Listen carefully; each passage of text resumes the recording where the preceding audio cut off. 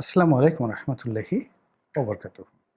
সম্মানিত দর্শক, আপনাকে যদি জিজ্ঞাসা করা হয় এই মুহূর্তে বাংলাদেশের সবচেয়ে ক্ষমতাধর ব্যক্তি কে, আপনারা কেউ কেউ বলবেন জেনারেল ওয়াকারুজ্জামান, কেউ বলবেন ডক্টর মোহাম্মদ ইউনূস, কেউ হয়তো আমিরে জামাত ডক্টর শফিকুর রহমান, কেউ হয়তো তারেক রহমান সাহেবের নাম বলবেন।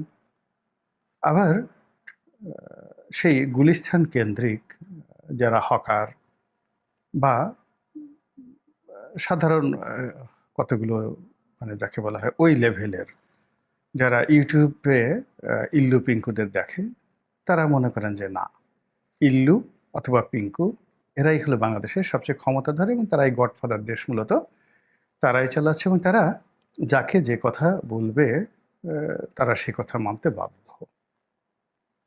তো আর যারা বাম ঘরানার রাজনীতি করেন, নীতি নৈতিকতা বা সংবিধানের কথা বলেন, আইনের কথা বলেন, ডক্টর কামালের মতো বা ডক্টর সাদনীন মালিকের মতো, কিংবা যে সকল নীতিবাগীশ রয়েছেন, তারা বলবেন যে না, জনগণই হলো সকল ক্ষমতার উৎস।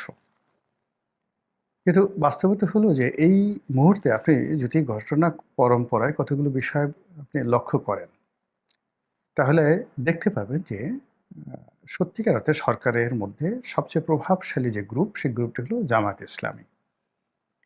এবং জামায়াতের সবকিছু যে আমিরে জামাত চালাচ্ছেন বা তার সংগঠন চালাচ্ছে তা নয়।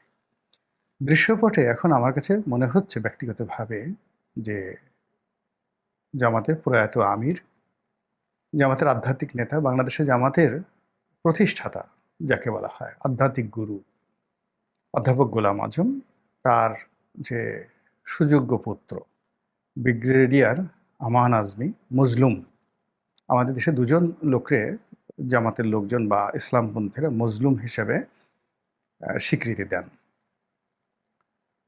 তার মধ্যে এক নম্বরে হলেন মজলুম সাংবাদিক জনাব মাহমুদুর রহমান, আমার দেশের সম্পাদক।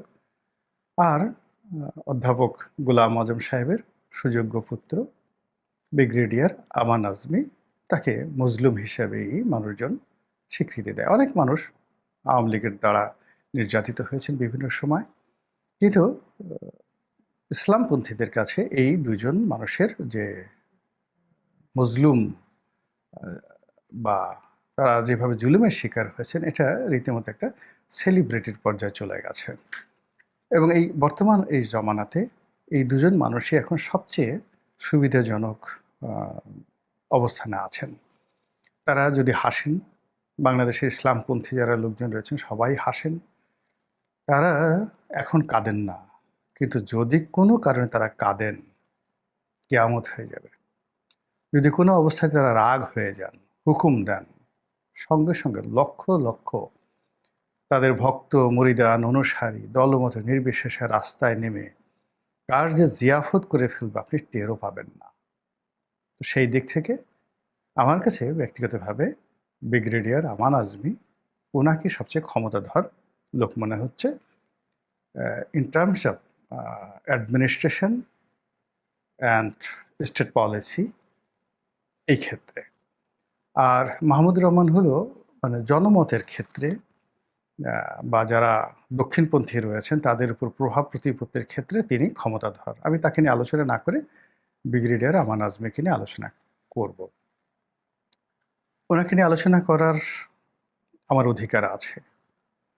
এর কারণ হলো উনি যখন সেই গুম হয়েছিলেন, যখন তার পক্ষে বাংলাদেশে বলার মতো কেউ ছিল না, বিদেশেও ছিল না, সেটা অনেক আগের থেকে, ওনার সেই গুম হওয়ার পর থেকে আমি তাকে নিয়ে বহুবার বলেছি প্রকাশ্যে যে তার মানে তাকে ছেড়ে দেওয়া উচিত এবং তাকে এইভাবে গ্রেপ্তার করে রাখার কারণে আল্লাহর গজব নাজিল হবে, এই ধরনের কথাবার্তা বলেছি। এবং নয়াদিগন্ত পত্রিকায় একাধিকবার তার সম্পর্কে লিখেছি। আর এই ধরনের লেখনের কারণে তার যে সকল আত্মীয় স্বজন আছেন আমেরিকাতে, ইংল্যান্ডে, তারা টেলিফোন করেছিলেন। টেলিফোন করে অনেকে কৃতজ্ঞতা জানিয়েছেন, তার ভাই বোনেরা আরও বেশি বেশি বলার জন্য অনুরোধ করেছেন এবং অনেকে আমার সঙ্গে সংযুক্ত রয়েছেন।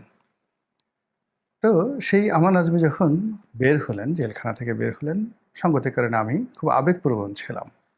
আমার কাছে মনে হয়েছে যে তার এই মুক্তির পেছনে আমার দোয়া সুবাসিস ছিল, তার সঙ্গে সঙ্গে আমার চেষ্টাও ছিল। তো সেই মানুষটি যখন বের হলেন, বের হওয়ার পর তার কিছু কর্মকাণ্ড নিয়ে, কথাবার্তা নিয়ে খুব ট্রল হলো। তার গামছা নিয়ে, তার গামছা এত বছর ধরে তিনি সংরক্ষণ করেছেন, কেন পুরনো হয়নি? তিনি যে গামছা দিয়ে চোখের পানি মুছেছেন, এই সমস্ত বিষয়াদি নিয়ে নানা মানুষের নানা রকম ট্রল করার চেষ্টা করছিলেন। তার ব্যক্তিগত জীবন, পারিবারিক জীবন, কথাবার্তা এই সমস্ত নিয়ে ভীষণ রকম ট্রল হচ্ছিল। এবং সেই ভারতের সাথে বাংলাদেশের সম্পর্ক, পাকিস্তানের সাথে বাংলাদেশের সম্পর্ক, সেনাবাহিনী নিয়ে কিছু কথাবার্তা এলোমেলো হয়ে যাচ্ছিল এবং সম্ভবত সেই জায়গা থেকে তিনি ঘুরে দাঁড়িয়েছেন। এটা বহু বছর একটা মানুষ যখন আলো আঁধারির মধ্যে থাকেন, পরিবার থেকে বিচ্ছিন্ন থাকেন এবং অনেকগুলো ট্রমা তার মধ্যে কাজ করে, সঙ্গত কারণে স্বাভাবিক জীবনে ফিরে আসার পর তাদের স্বাভাবিক হতে বহু সময় লাগে। তো সেই দিক থেকে ব্রিগেডিয়ার আমান আজমি কিংবা হুমাম কাদের চৌধুরী, সালাউদ্দিন কাদের চৌধুরী সাহেবের ছেলে, অথবা মীর কাসিম সাহেবের ছেলে ব্যারিস্টার আরমান, তারা খুব দ্রুত নিজেদেরকে গুছিয়ে এনেছেন। এখন তারা মানে কেবলমাত্র নিজ নিজ কমিউনিটিতে নেতৃত্ব দিচ্ছেন না।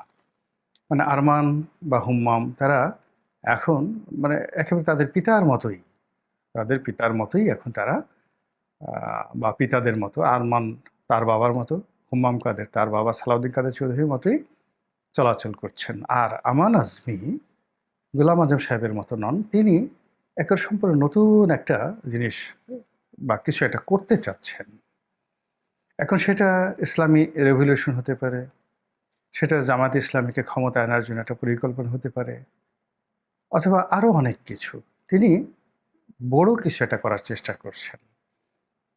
এই জন্য তার যে পোশাক, কথাবার্তা, সাক্ষাৎকার, মিডিয়ার মধ্যে আসা, চলাফেরা সব কিছুর মধ্যেই একটা খমেনি খমেনি ভাব চলে এসছে।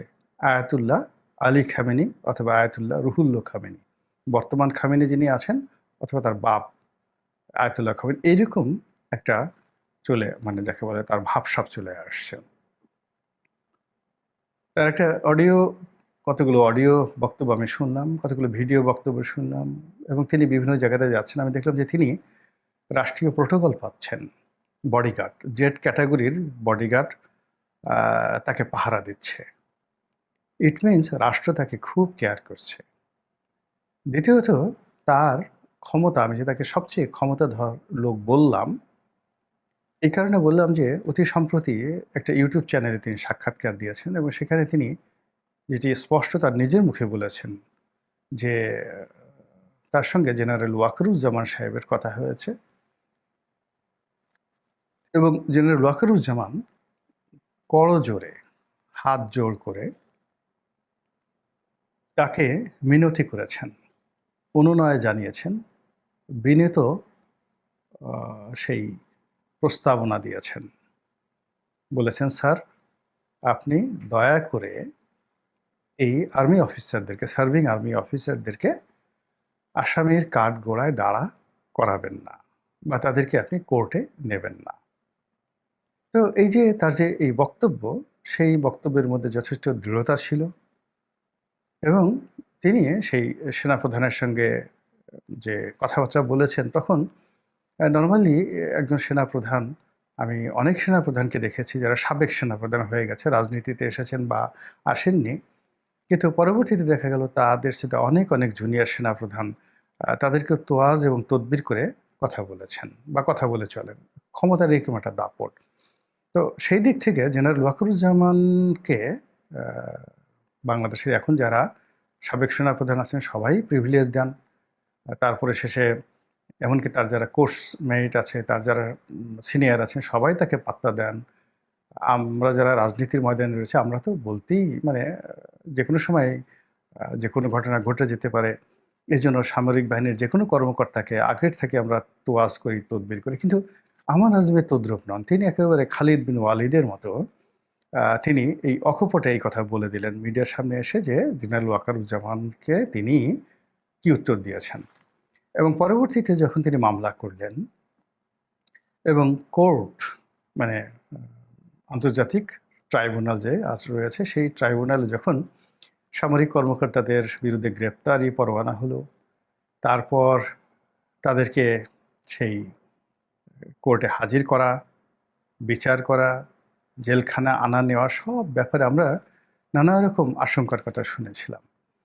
কিন্তু ব্রিগেডিয়ার আমান আজমির যে দৃঢ়তা, সেই দৃঢ়তার কারণে দেখা গেল যে আলটিমেটলি তিনি যেভাবে চেয়েছেন ঠিক সেইভাবেই সবকিছু হয়েছে। এবং এটা এই স্বাধীন বাংলাদেশে বঙ্গবন্ধু শেখ মুজিবুর রহমান পারেননি। এই স্বাধীন বাংলাদেশে জিয়াউর রহমান সাহেবও পারেননি। Ziaur Rahman sitting president, serving general, Ershad সাহেব সিটিং প্রেসিডেন্ট, সার্ভিং জেনারেল। কিন্তু তিনি এই যে সার্ভিং যে সকল সেনা কর্মকর্তা, তাদেরকে মার্শাল ল কোর্টের বাইরে এনে সিভিল কোর্টে তাদেরকে বিচারের যে ব্যবস্থা, এই ব্যবস্থা করানোর ক্ষেত্রে অতীতের কোনো রাষ্ট্রনায়ক সাহস পাননি।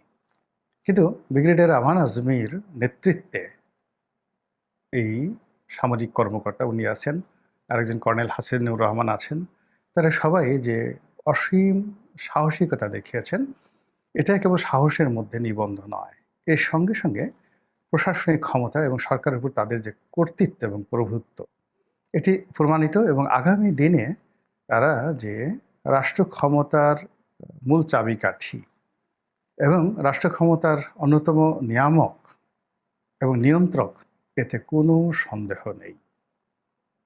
জামাতের একটা সুবিধা রয়েছে, তারা তাদের যারা প্রিভিয়াস নেতা রয়েছে তাদেরকে ওন করে, তাদের ফ্যামিলিকে ওন করে।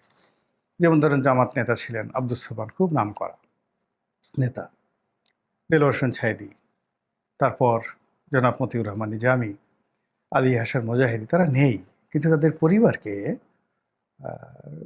পরিবারের ছেলে সন্তান বা পরবর্তী প্রজন্মকে জামাত ওন করে। এবং শুধু ওন করে না, যেন তেন ভাবে না, অনেক বিশালভাবে ওন করে।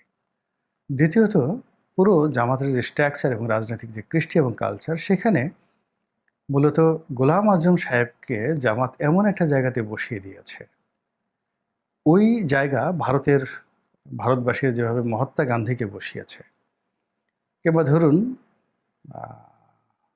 পাকিস্তানে কায়েদ আজম মোহাম্মদ আলী জিন্নাহকে বসিয়েছে, আমেরিকা যেভাবে জর্জ ওয়াশিংটনকে বসিয়েছে, তেমনি জামায়াত ইসলামী বাংলাদেশে জনাব অধ্যাপক গোলাম আজমকে ওই পর্যায়ে জামাতের লোকরা তোয়াজ এবং তদবির করে। এবং সেই কারণে কি হলো যে জনাব আমান আজমি, তার যে কর্তৃত্ব, তার যে প্রভাব জামাতের নেতাকর্মীর উপর, এটা বুঝতেই পারেন, যেহেতু জামাতের তারা ট্র্যাডিশনালি এই পারিবারিক বন্ডেজটা, রিলেশনটা ওন করে। তো সেক্ষেত্রে সরকার এখন যেহেতু বলতে গেলে জামাতের প্রভাবে চলছে, আগামীতে জামার স্বপ্ন দেখছে তারা একটি বিপ্লব করবে, ইসলামিক বিপ্লব, এবং তারা একটি সরকার গঠন করবে, ইসলামী রাষ্ট্র তৈরি করবে।